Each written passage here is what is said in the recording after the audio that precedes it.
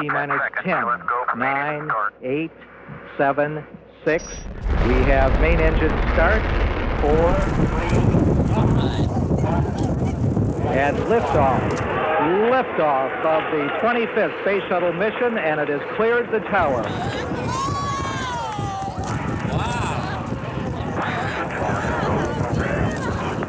Roger, roll, Challenger. Good roll program confirmed. Challenger now heading downrange. Oh my God. Oh, wow. Engines beginning throttling down now at 94%. Velocity 2,257 feet per second. Altitude 4.3 nautical miles. Downrange distance 3 nautical miles. Challenger, go with throttle up. Challenger, go with throttle up.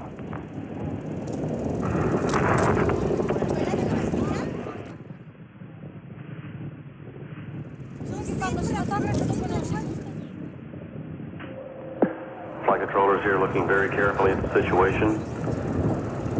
Obviously a major malfunction. Major malfunction. We have no downlink. Reports from the flight dynamics officer indicate that the vehicle apparently exploded. What? The vehicle had exploded. We're looking at checking with the recovery forces to see what can be done at this point.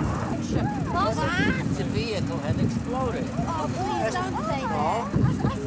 È scoppiato?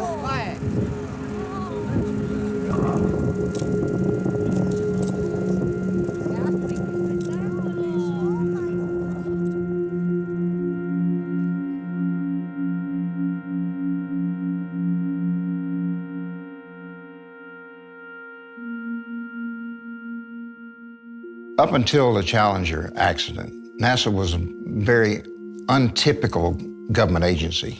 We were inventing as we went along, so you had a lot of freedom.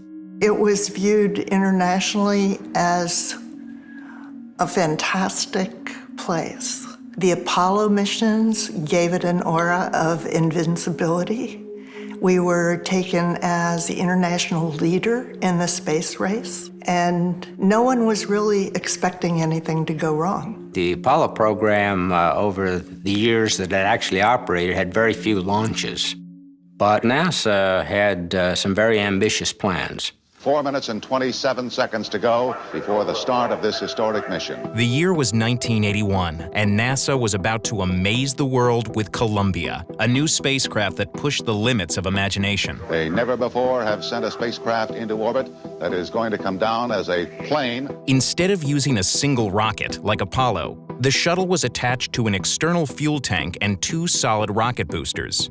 Each of the boosters was constructed of joined metal tubes, and the field joints were sealed with 2 rubber gaskets called O-rings. Look at those huge engines getting ready to catapult this strange assemblage off the Earth. But all this technology wasn't cheap, and NASA had to come up with a new funding model. The creation of the whole shuttle program came in a different economic era than the Apollo program. So Congress and NASA decided the shuttle program could pay its way by carrying payloads into orbit. The Department of Defense, private contractors that wanted experiments done in space would pay them to take them up on the shuttle. It was going to be a real routine expressway to space. And unlike Apollo, the shuttle system was going to be almost entirely reusable. They had to return this hardware back into space as rapidly as they could.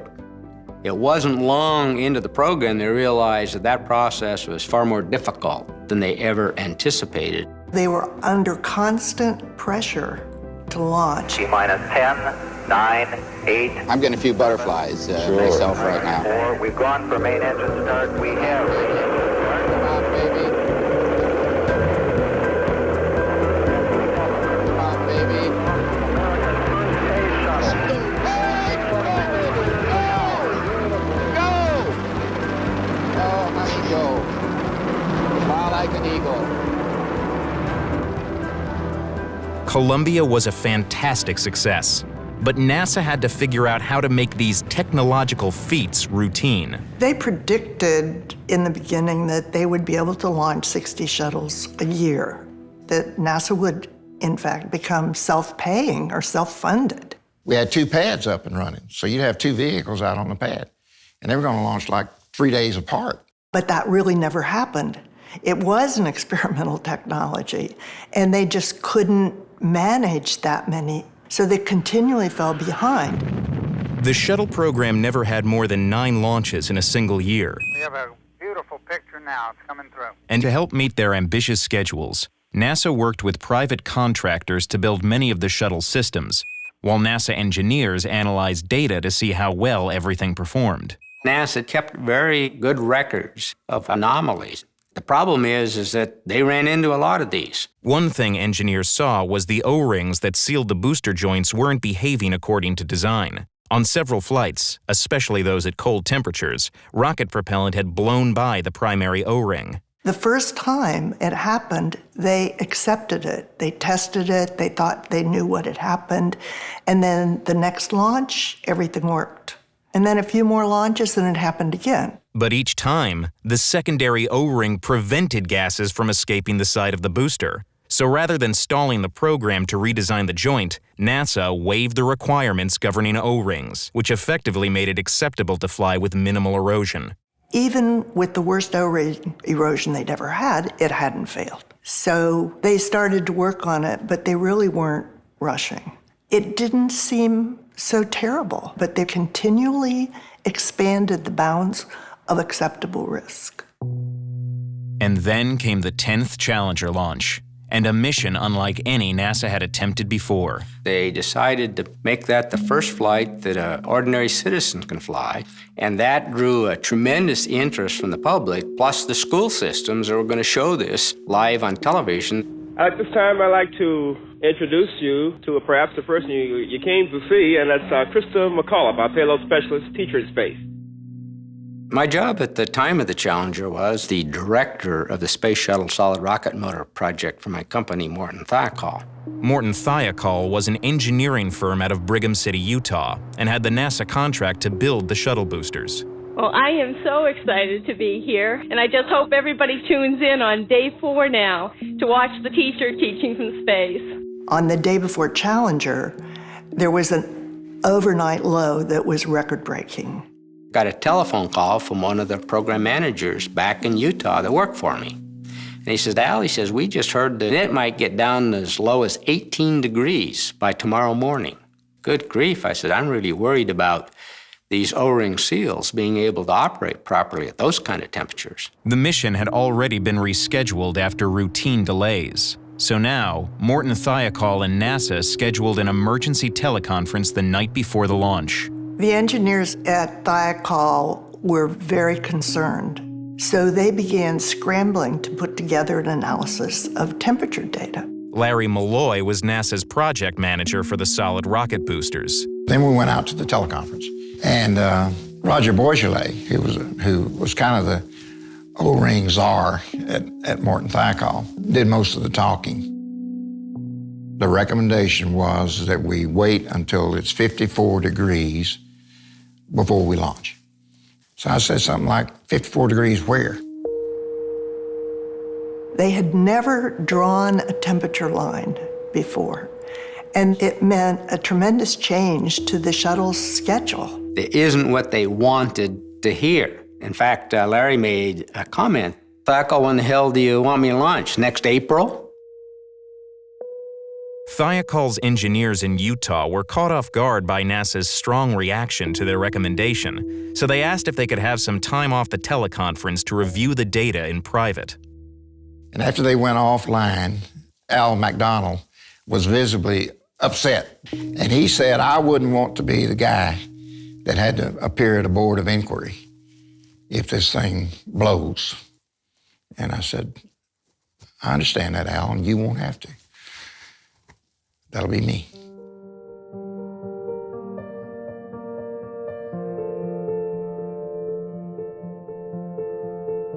At Thiokol, the vice president was asking those engineers to stand up for what they said. Roger Beaujolais took the lead in the objections. He said, I can't prove it to you. All I know is that it's away from goodness in our experience space. But the engineers at Thiokol didn't have the data. So the vice president took the decision-making away from the engineers and asked the managers to decide. And they did. More than 30 minutes after the engineers had gone offline, Thiokol managers voted to reverse the recommendation and to launch the Challenger as planned. The teleconference became a focal point for the White House-appointed Rogers Commission that investigated NASA after the disaster. There was not one positive statement for launch ever made in that room. What was driving you here? What was to be achieved that caused you to go? NASA pressured the folks at Thiokol to change their mind. And it was clear to me that we finally came back and gave them what they wanted to hear. You know, we've been rationalizing this erosion since the second flight. None of the information the NASA managers were getting was new. This was not individuals getting used to something. This was organizationally supported. That's where the accident was inevitable. Once Thiokol reversed their initial recommendation, someone needed to sign off on the launch rationale. I did the smartest thing I ever did in my lifetime. I refused to sign it. I just felt it was too much risk to take. So just before midnight, McDonald's boss, Joe Kilminster, signed off instead. After the disaster, the commission concluded cold and joint design were major factors in Challenger's O-ring failure. It also squarely pointed a finger at NASA managers like Malloy. The commission did recognize that there was pressure to launch, but they saw as it enacted by amorally calculating managers who were in positions of responsibility. I found something completely different. So Vaughn began her own investigation. No one wanted this to happen, but intuition, I don't feel good about this, should have been okay. And they applied all the usual rules in a situation where the usual rules didn't apply. 4, 3, 2, 1.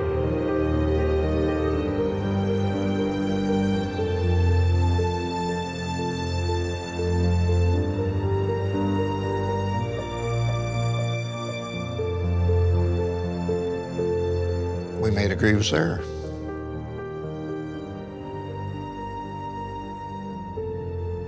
So the real crux of the matter is, how do you get people to recognize when you need to do something different than what you've been trained to do? After Challenger, the Rogers Commission prompted many changes at NASA, including an increase in the program's budget, adding a third O-ring to the booster joints, and moving some managers, including Malloy, out of the shuttle program. But there was nothing really about how to change the organization that came out of the commission report. Good morning, Discovery! Rise and shine, boys. It took 2 years for NASA to launch another shuttle. But once it was away, the program had 15 years of successful missions. Freewheeling on Discovery. And then in 2003 came the 28th Columbia launch, the space shuttle that started it all. It seemed like any other launch, but on the second day, someone called me on the phone and said, "You've heard about the large piece of debris or foam that came off the tank and hit the left wing, caused a cloud, a poof." I said, "No, I didn't." Columbia made it into orbit safely, but the concern was that if debris had caused damage to the left wing, the point of impact could be vulnerable to extreme heat and turbulence on re-entry. So just days after the launch, NASA formed a special team to assess the damage. We were supposed to have this analysis all wrapped up in 3 days, but we didn't know exactly where it hit. We needed a photo, an image that definitely says, here's where it hit, and here's the damage. And the best visuals the team had to work with were a few grainy photos captured at launch. The decision to ask for more data, the need for it, was unanimous.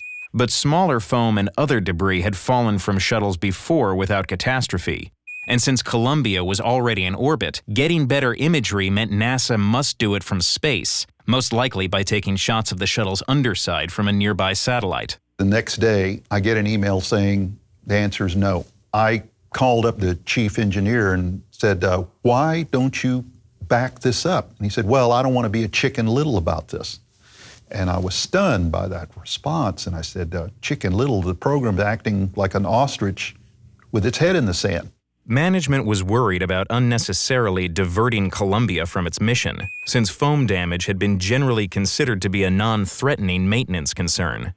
Linda Ham, the chair of the management team, finally put the issue to rest on teleconference 8 days into the mission, while Columbia's crew orbited above. We could lose an entire tile. I mean, it could be a significant area of tile damage. He was just reiterating with Calvin that he doesn't believe that there is any burn through, so no safety flight kind of issue. It's more of a turnaround issue similar to what we've had on other flights. All right, any questions on that?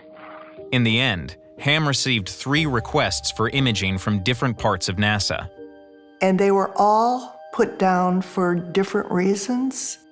The similarity between Challenger and Columbia was the falling back on routine under uncertain circumstances. The day before the teleconference, NASA sent their only communication to the Columbia astronauts about the debris strike. And on February 1st, 2003, the crew began their return to Earth. Lucy, can you look at the camera for a second? Look at me. There. Part of our engineering culture is that you should work through your chain of command. I will regret always why I didn't break the door down by myself. And we're ready, Willie. No deltas. Everything looked good to you? I don't see anything out of the ordinary. This is amazing. It's really getting really bright out there. They had just started the deorbit burn. They're coming down. And we started seeing temperatures change higher on the left side versus the right. FYI, I've just lost 4 separate temperature transducers on the left side of the vehicle. The anomalous data confirmed my worst fear. Columbia, Houston, UHF comm check. Columbia, Houston, UHF comm check. I looked up and I saw one of our chief engineers in tears. We can't get the crew, she said. They've been incommunicado. It happened. It happened.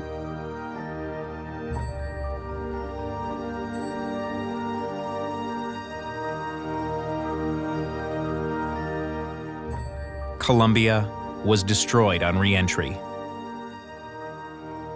After the disaster, Vaughn worked closely with the Columbia Accident Investigation Board, which concluded that NASA had ineffective leadership and a flawed safety culture. We are quite convinced that these organizational matters are just as important as the foam. Ham soon left the shuttle program, and Vaughn's insights into organizational decision-making have proven relevant far beyond the walls of NASA. This happens in many different kinds of organizations. I don't think that the general public got the position of either Larry Malloy or Linda Ham, and that their behavior was to a great deal determined by working in a very rule-oriented organization. After Columbia, NASA restructured the shuttle program's management team and required an inspection of the orbiter's underbelly on all trips to the International Space Station. All told, NASA had 133 successful shuttle missions apart from the Challenger and Columbia tragedies. But in its more than 30 years of operation, the program was never able to cover costs. And in 2011, it all came to an end when Atlantis touched down at Kennedy Space Center and NASA fully turned its attentions to smaller, unmanned spacecraft. Today, NASA pays the Russian Space Agency to carry American astronauts into space. We can never resolve the problem of complexity, but you have to be sensitive to your organization and how it works. While a lot of us work in complex organizations, we don't really realize the way the organizations that we inhabit completely inhabit us.